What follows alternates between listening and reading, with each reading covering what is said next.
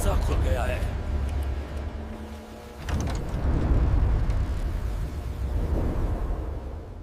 अगर आपको real horror, dark mystery, haunted places, terrifying stories और पैरानॉर्मल एक्टिविटीज पसंद है तो ये कहानी आपको अंदर तक हिला देगी।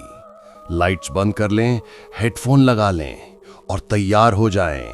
डर की सबसे खतरनाक उड़ान अब शुरू होने वाली है। तो चलिए अब कहानी शुरू करते हैं। चेतावनी, अगर आप ये कहानी रात में अकेले सुन रहे हैं तो बेहतर होगा कि दरवाजा बंद कर लें, क्योंकि जिस चीज की बात इस कहानी में है वो आज भी जयपुर शहर से लगभग 45 किलोमीटर दूर के एक गांव में सांस लेती है। ये कहानी मुझे जयपुर में काम कर चुके एक व्यक्ति ने भेजी है। उसने अपना नाम आज तक किसी को नहीं बताया। उसका कहना है, कुछ सच्चाइयां नाम लेने की इजाजत नहीं देती। अब कहानी की शुरुआत होती है। साल था 2005।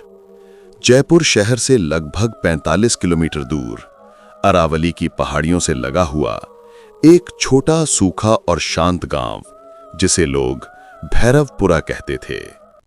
दिन में यह गांव बिल्कुल आम लगता था। कच्चे रास्ते, मिट्टी के घर, एक पुराना शिव मंदिर और खेतों के बीच खड़ा हुआ एक जर्जर हवेली जैसा ढांचा। लेकिन सूरज ढलते ही वही गांव किसी और ही दुनिया में चला जाता था। गांव में एक अजीब सा नियम था। सूरज ढलने के बाद कोई भी व्यक्ति हवेली की तरफ नहीं जाएगा। ना कारण बताया जाता था, ना कोई सवाल पूछने की इजाजत थी। जो पूछता वो कुछ दिनों में गांव छोड़ देता या चुप हो जाता। इस कहानी का मुख्य गवाह मुझे जिसने भेजा वो उस समय 25 साल का था। नाम बदलकर उसने मुझे बताया रघुवीर। रघुवीर साल 2005 में जयपुर से ट्रांसफर होकर भैरवपुरा गांव आया था। उसकी नौकरी थी रात की चौकीदारी। गांव में पहली रात रघुवीर को सरकारी गोदाम की रखवाली मिली। चारों तरफ सन्नाटा, दूर दूर तक केवल झिंगरों की आवाज, और हवेली जो गोदाम से सिर्फ 300 मीटर दूर थी। रात करीब 12:40 का समय था। रघुवीर अलाव के पास बैठा था कि अचानक हवेली की तरफ से हंसने की आवाज आई। औरत की हंसी हल्की नहीं, बहुत गहरी, जैसे गले से नहीं सीधे फेफड़ों से निकल रही हो। उसे सुबह की बातें याद आईं। रात में अगर कोई आवाज आए तो उधर देखना मत। लेकिन इंसान है, डर के साथ साथ जिज्ञासा भी होती है। रघुवीर ने धीरे धीरे सिर उठाया और हवेली की ऊपरी खिड़की में एक औरत को खड़ा देखा। सफेद कपड़े, खुले बाल, चेहरा अंधेरे में भी असामान्य रूप से चमकता हुआ, और आंखें पूरी तरह काली। वो औरत सीधे रघुवीर की तरफ देख रही थी और फिर मुस्कुराई।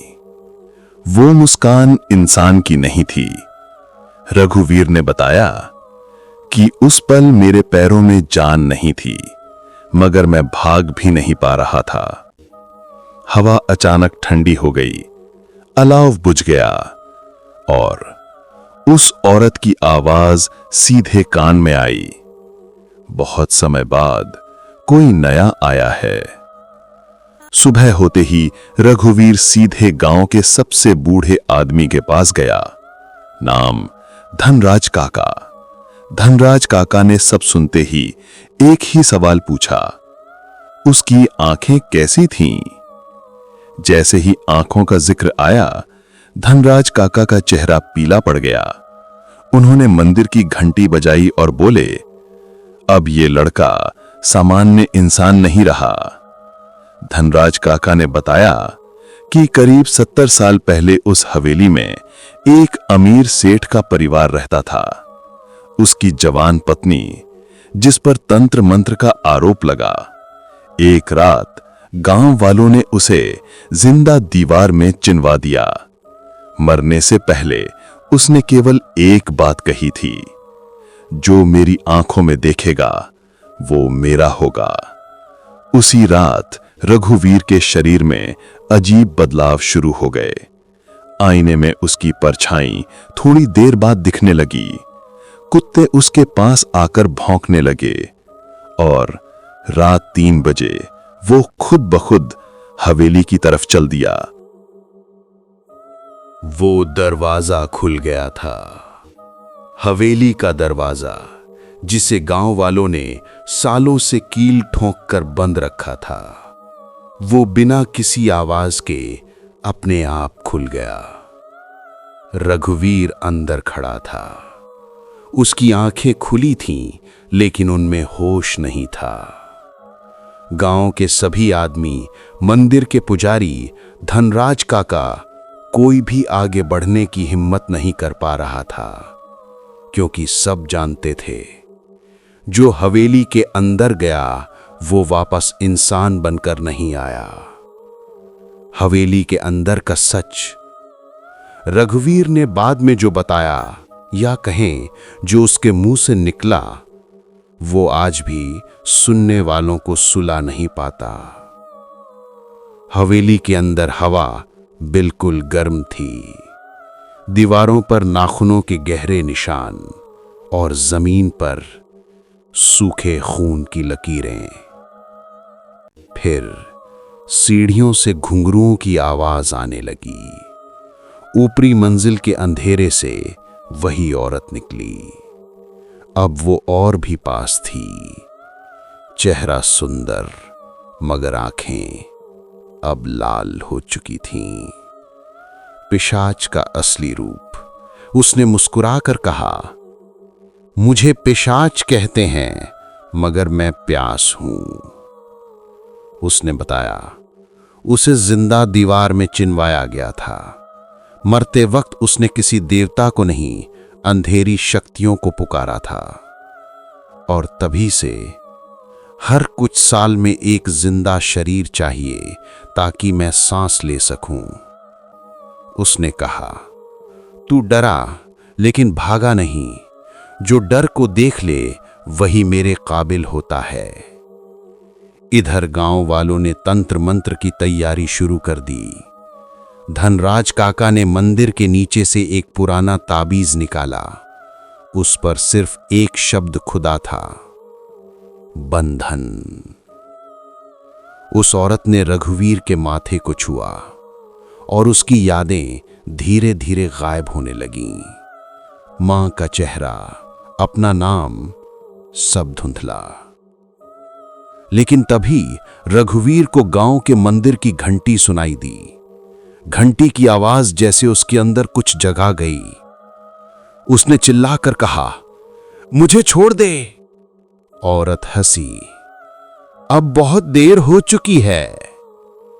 धनराज काका ने हवेली की तरफ राख फेंकी और जोर से बोला, जिसे तूने मारा वो आज तुझे बांधेगा। हवेली की दीवारें हिलने लगीं। वो औरत चीखने लगी। उसकी आवाज अब इंसानी नहीं थी। उसका चेहरा धीरे धीरे सड़ने लगा। वो बोली, मैं जाऊंगी, मगर गांव कभी नहीं बचेगा। फिर एक तेज चीख और अचानक सब शांत। सूरज निकला। हवेली फिर से बंद। दरवाजे पर कोई निशान नहीं और रघुवीर हवेली के बाहर बेहोश पड़ा मिला। रघुवीर बच गया, लेकिन उसकी आंखों की पुतलियां आज भी रात में लाल हो जाती हैं। वो अब किसी दर्पण में पूरी तरह नहीं दिखता।